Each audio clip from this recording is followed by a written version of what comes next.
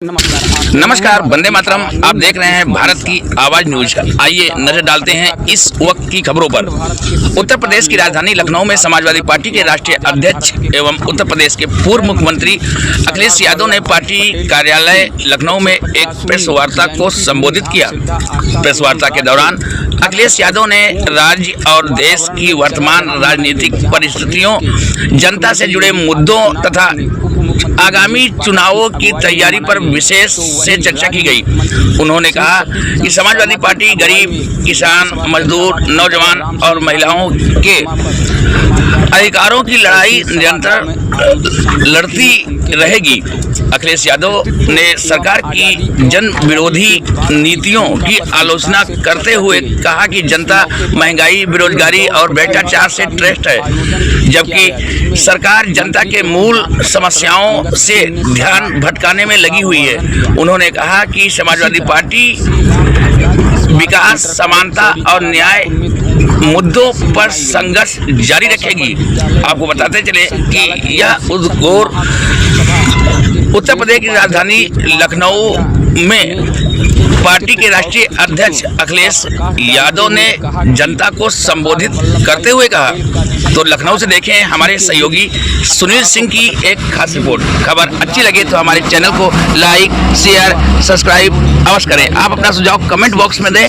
आपका सुझाव हमारे लिए महत्वपूर्ण है। धन्यवाद। वंदे मातरम। भाई पटेल की 150वीं जयंती मनाई जा रही है और आज अखिलेश यादव जी ने अभी प्रेस वार्ता भी की और पूरा परिचय देते हुए आज का क्या कहना चाहेंगे इस पे वल्लभ भाई पटेल की जयंती पे?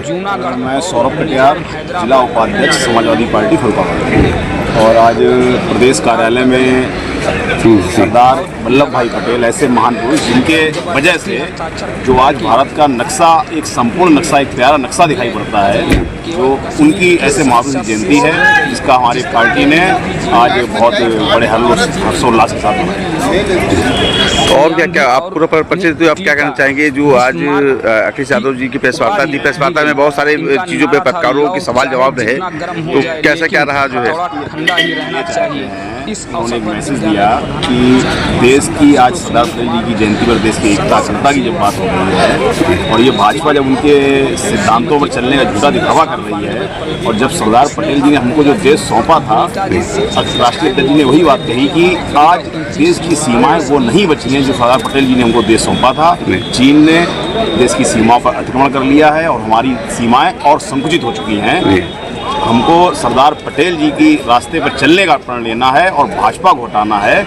इसलिए हटाना है कि सरदार पटेल ने दूरगामी सोच दिखाते हुए बहुत पहले कि संघ और आरएसएस और भाजपा की विचारधारा देश के खिलाफ है, उनकी विघटन की राजनीति है, हिंदू मुस्लिम बात फैलाना है। इसलिए जरूरी है कि सरदार पटेल की विचारधारा पर चलते हुए आज भी जरूरत है कि आरएसएस और भाजपा को इस देश से हटा दिया जाए, तभी इस देश का विकास संभव है।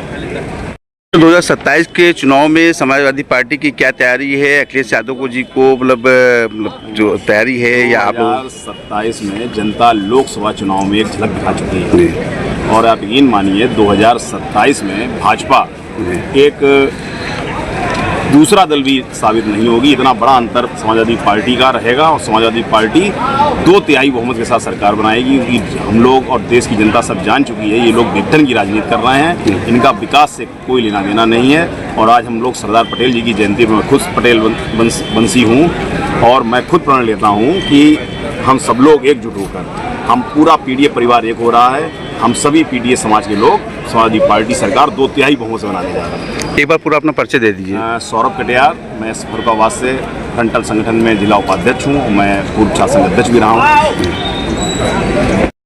वीडियो वायरल हुआ है जिसमें एक दरोगा जो है लखनऊ में रिश्वत 2 लाख रुपए की रिश्वत लेते हुए उसको ब्लॉक किया गया, एंटी करप्शन उसको गिरफ्तार किया है। ऐसे बहुत सारे दरोगा होंगे, बहुत सारे थाने ऐसे हैं उत्तर प्रदेश के जहाँ पे इस तरह से चल रहा है, क्या कहना चाहेंगे उसके बारे में?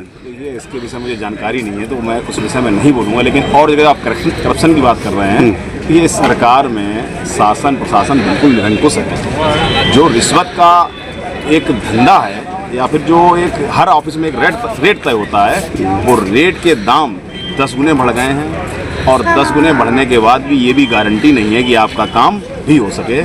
और पूरे कर्मचारी, अधिकारी सब निरंकुश तरीके से काम कर रहे हैं। सरकार, सत्ता, शासन का कोई भी किसी पर कोई दखल नहीं, कोई दबाव नहीं है। जनता से दोहन हो रहा है और ये दोहन का कुछ हिस्सा मैं तो कहूँगा नेताओं के पास पहुँच रहा, तभी ये खुलेआम दोहन चल रहा है।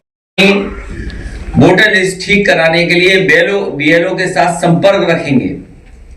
उस समय हम लोग मांग करते हैं कि जब इतनी बड़ी एक्सरसाइज हो रही है हर वोटर की और इतनी बड़ी वोटर लिस्ट बनने जा रही है, तो एक महत्वपूर्ण डेटा जो हम सब लोग मांग करते रहे हैं, उसके लिए केवल एक कॉलम और बढ़ाना है।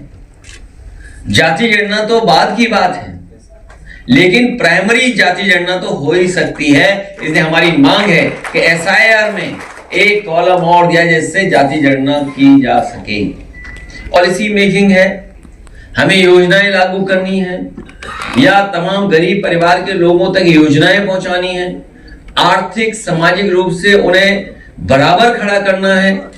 जिस तरीके से मंडल कमीशन, बाबा साहब भीमराव अम्बेडकर जी और तमाम लोगों ने समय समय पर समाज को आगे बढ़ाने के लिए जो फैसले लिए, अगर एसआईआर में एक कॉलम बन जाएगा और जाति गणना हो जाएगी तो हमें सामाजिक न्याय के राज्य की स्थापना के लिए और आसानी हो जाएगी। हमें उम्मीद है कि सरकार इस बात को मानेगी और ये जो हमारा सुझाव है इसको लागू करेंगे।